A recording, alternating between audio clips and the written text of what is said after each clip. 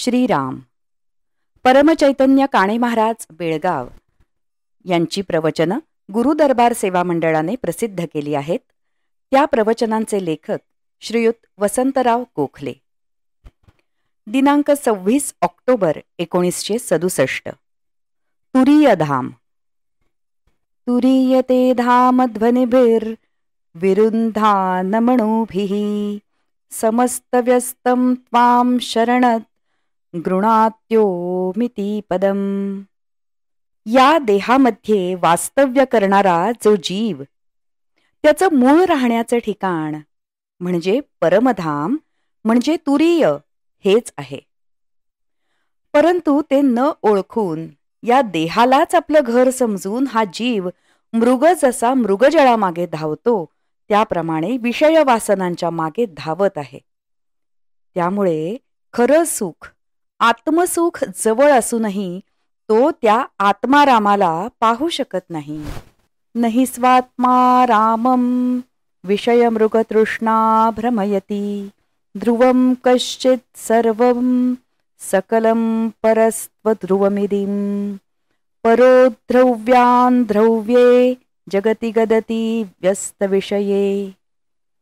इथे मृग हाच जीव आपलं तुरीयधाम जवळ असूनही पाहू शकत नाही. तुरीय ही 5वी वाणी आहे. परा, पश्यंती, मध्यमा आणि वैखरी या 4 वाणींच्या पलीकडची ही वाणी आहे. तिथे ओंकाराचा सारखा उच्चार चालू असतो. तेच ओंकाराचं स्थान आहे. तिथेच अखंड आनंद आहे. तो टाकून वासनांच्या मृगजळामागे सैरावैरा धावून हा जीव मृग दुःख भोगतोय. त्या ओंकाराचा ध्वनी आपल्यालाच ऐकू आला म्हणजे मग त्या आत्मारामाच्या दर्शनाचा रस्ता दिसू लागेल. तो नाद सुरू होऊन मग बिंदूपर्यंत येऊन पुढे प्रत्यक्ष दर्शन ही स्थिती कशाने प्राप्त होते? तर फक्त नामाने. ओम म्हणजेच राम आणि तोच कृष्ण. त्याला सहस्र नाम आहेत. कोणाचंही नाम घ्या, मात्र ते नाम गुरूंकडून परंपरेने आलेलं पाहिजे. ते तेजस्वी आहे आणि म्हणूनच ते फार महत्वाचं आहे. शरीरात राहणारा देव जो आत्माराम, त्याच्यापर्यंत जायला दुसरा मार्ग नाही. देव म्हणजे तरी कोण? तर देव हा शब्द उलटा केला की वदे असा होतो. वदे म्हणजे जो बोलतो तोच देव. त्या देवाचं तुरीय हेच धाम आहे. मुक्या माणसाजवळ तो नसतो असं नव्हे. प्रागकर्मामुळे त्यांची वाणी बंद झालेली असते इतकंच, पण आतला विचारांचा वेग चालूच राहतो. तिथेही आत बोलणारा तोच देव, त्याचंच नाव सर्वजण घेतात. शक्तियुक्त नाम गुरूंकडून घेऊन अत्यंत श्रद्धापूर्वक विश्वासाने ते घेतलं पाहिजे. त्यात शंका, कुशंका, लघुशंका, दीर्घशंका काही उपयोगी नाही. त्यांनी काय होणार असा विचारही येता कामा नये. गुरूंनी सांगितलं तसंच वागलं पाहिजे. त्यांनी सांगितलं उडी टाक, तर टाकण्याची तयारी पाहिजे. तिथे चिकित्सा उपयोगी नाही. हल्ली शिकलेले लोक असा विचार करतात की साध्या नामाने काय होणार आहे. वास्तविक त्यानेच सगळं होणार असतं. सैन्यात जसं साधे मठ्ठ बिन शिकलेले सैनिकच शत्रूवर खरे तुटून पडतात, कारण त्यांना फक्त आज्ञापालनच ठाऊक असतं. शिकलेले सैनिक असले की आपला जीव कसा वाचवायचा तेच प्रथम पाहतात आणि मागे पळतात. असे सैनिक सैन्यात उपयोगी नाहीत. तसंच इथेही आहे. गुरूंवर तशीच श्रद्धा ठेवली पाहिजे आणि त्यांनी दिलेलं नाम घेतलं पाहिजे, म्हणजे विषयांचा नाद सुटेल आणि जीवाला नामाची गोडी लागेल आणि पुढे तुरीयावस्थेचा आनंद मिळेल. समर्थांचा शिष्य भोळाराम त्याचं उत्तम उदाहरण आहे. तो नुसता सांकाम्या होता. शिष्य असाच लागतो. त्याला रामाचा सांभाळ करायला सांगून समर्थ काशीला गेले. त्याने उत्तम व्यवस्था ठेवली. तो प्रभू रामचंद्रांना म्हणाला की मला समर्थांनी लक्ष ठेवायला सांगितलं आहे, नुसतं बसून चालणार नाही. मी चाललो लाकडं तोडून आणायला, बरोबर मारुतीला पाठवा. रामांनी विचार केला, ह्याच्या पुढे बोलून उपयोग नाही. मुकाट्याने त्यांनी मारुतीला बरोबर पाठवलं. भोळारामांनी सगळ्यांनाच कामाला लावलं. लक्ष्मणाला पाणी भरायला सांगितलं, झाडून साफ करायला सांगितलं, सीतामाईला स्वयंपाकाला लावलं. रोजचा असा कार्यक्रम सुरू झाला. एकदा भाकरी शिल्लक राहिल्या. तो म्हणाला, त्या टाकून नाही द्यायच्या, त्याचं काहीतरी करून त्याच खायच्या. मग सीतामाईनी काला तयार केला. मायाच ती. काला उत्तम पाहताच त्याला आठवण झाली की समर्थांना काला फार आवडतो. लगेच म्हणाला, समर्थ असतील तिथे हा काला दिला पाहिजे. रामांनी मारुतीला खूण केली. मारुतीने भोळ्याला खांद्यावर घेतलं.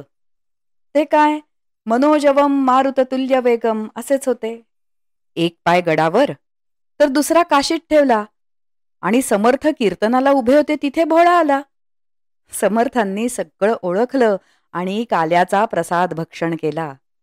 तुला कोणी मारुतीने आणलं का म्हणतास तो हो म्हणाला. मग म्हणाले, काला कोणी बनवला? भोळा म्हणाला, सीतामाईने.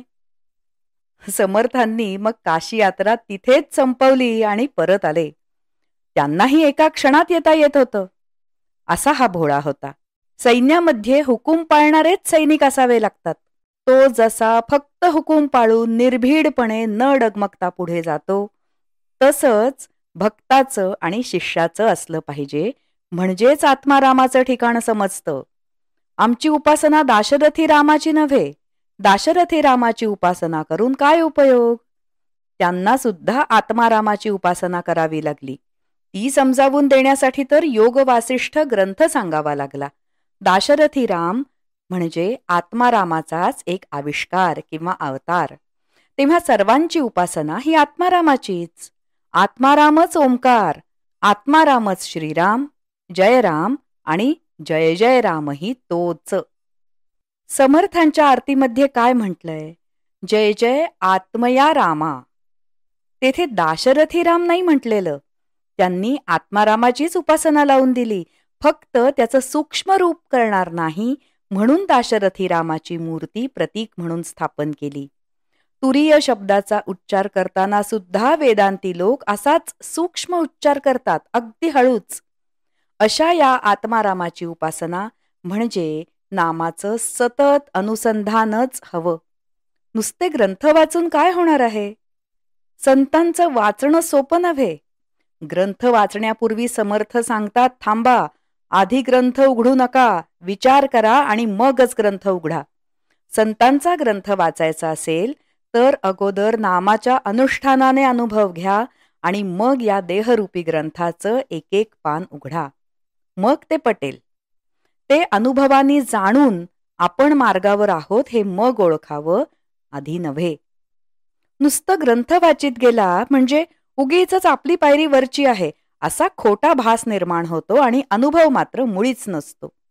ज्ञानेश्वरी ग्रंथ काय साधा आहे? ईश्वरी ज्ञानच ते. गीतेचा अर्थ त्या काळच्या तोडक्या मोडक्या मराठी भाषेत आणून ज्ञानेश्वरांनी सर्वांना सुलभ केला, कारण शास्त्री पंडितांना गीतेचा अर्थच कळेना. ते उगीचच तर्कवितर्क करू लागले होते. त्या गोष्टीला 700 वर्ष झाली. त्याही नंतर 300 वर्षांनी पुन्हा अर्थ कळेनासा झाला. तेव्हा नाथांनी ज्ञानेश्वरीची प्रत शुद्ध केली, म्हणजेच त्यावर आलेली मुळी कापून टाकली. ग्रंथ वाचायचाच असेल तर एकनाथी भागवत वाचा असं आम्ही सांगतो, कारण त्यात नामस्मरण आणि गुरुभक्ती, गुरुसेवा हेच फक्त सांगितलेलं आहे. दुसरं त्या व्यतिरिक्त काहीच नाही आणि हल्लीच्या काळाला दुसरं काहीच होणं शक्य नाही. एक तरी ओवी अनुभविजे असं नामदेवांनी म्हटलंय. पहिलीच ओवी वाचली आणि अनुभवली तरी सगळी ज्ञानेश्वरी कळेल. ओम नमोजी आद्या स्वसंवेद्या आत्मरूपा असं म्हटलंय. इथे स्वसंवेद्य असं आत्मारामाचं रूप कळलं तर सगळाच ग्रंथ समजला. ते स्वरूप स्वसंवेद्य असंच आहे. तेच ओंकार स्वरूप नामाने समजू शकतं. तेच विस्तार करून ज्ञानेश्वरीत सांगितलेलं आहे. तद्धाम परमम मम असं गीता सांगते. ते तुरीय धाम म्हणजे ओंकाराचं स्थान. ओम हा 3.5 मात्रेचा.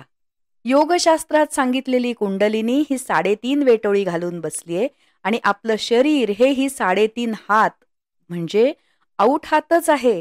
तेच कहाण्यांमधून सांगितलेलं आटपाटनगर. तात्पर्य ग्रंथ वाचन निरुपयोगी आहे.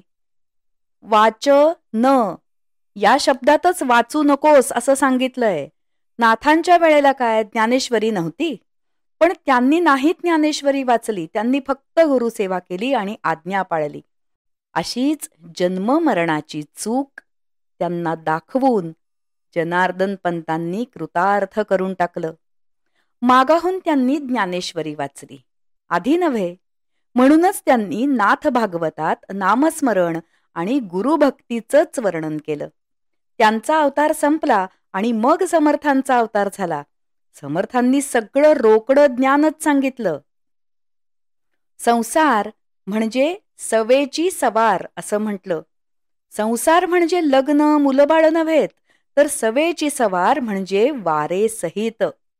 अर्थात गर्भ हा वारेसहित जन्माला आला ती वार.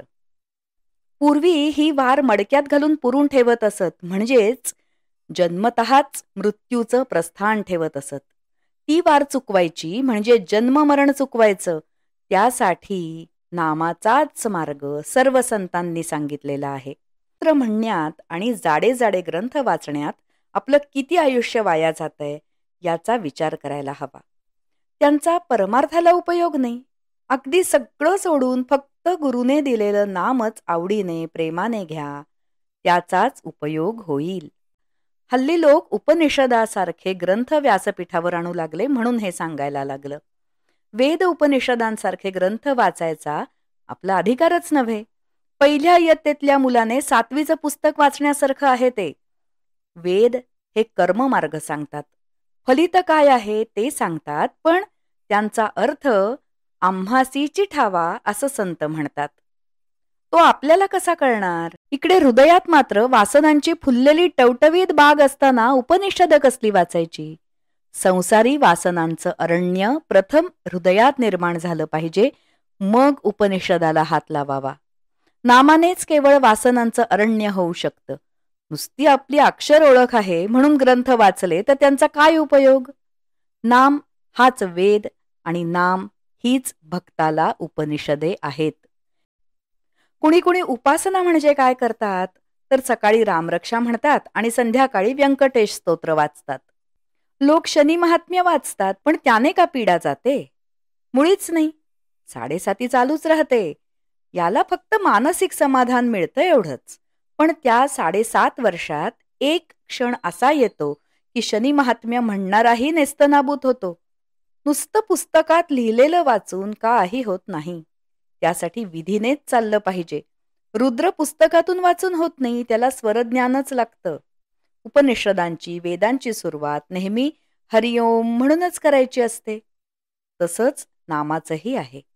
नाम हाच उपनिषद म्हणजे जवळचा मार्ग आहे. तेव्हा सर्वांनी ग्रंथ वाचनात स्तोत्र म्हणण्यात वेळ न घालवता गुरुकडून प्राप्त झालेलं तेजस्वी नाम सारखं घ्या. तेच प्रेमाने घ्या आणि हृदयात साठवा, म्हणजे प्रेम वाढेल. हृदय त्याच्या प्रेमाने भरलं म्हणजे मग वासना कशा हो राहतील तिथे. मगच तिथला ओंकाराचा ध्वनी आपल्याला ऐकू येईल. सोहम तोच, तेच तद्धाम परमम मम.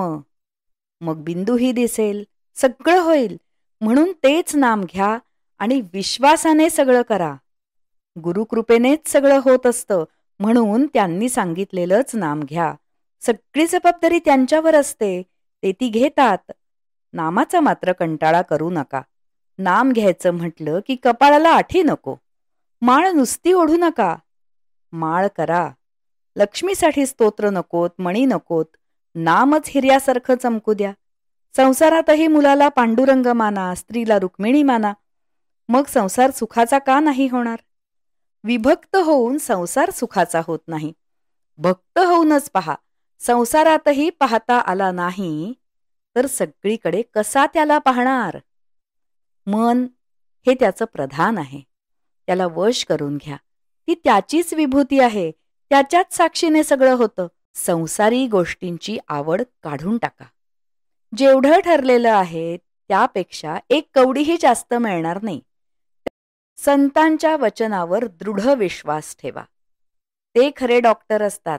औषधं देणारे डॉक्टर मृत्यूपासून वाचवू शकत नाहीत, कारण ते स्वतः मरून जातात. संत मृत्यूवर स्वार झालेले असतात. म्हणून दगडाच्या मूर्तीप्रमाणे व्हायचं नुसतं. आपलं काहीही चालवायचं नाही. ते सांगतील तसंच वागायचं. त्यांनी सांगितलेलं नामच घ्यायचं. ते घ्या म्हणजे आज नाही उद्या, या जन्मात नाही तर पुढच्या जन्मात तरी निश्चित उपयोग होईल. एरवी ग्रंथ नुसता वाचून एकही ग्रंथी सुटणार नाही. नामाने आधी अनुभव घ्या आणि मगच संतांचे ग्रंथ उघडा. संतांनी तेच केलं आणि सांगितलं. तुम्हीही तेच करा आणि त्या तुरीय धामापर्यंत जाऊन आत्मारामाचं दर्शन घ्या. म्हणजेच पुन्हा ही वारी करावी लागणार नाही.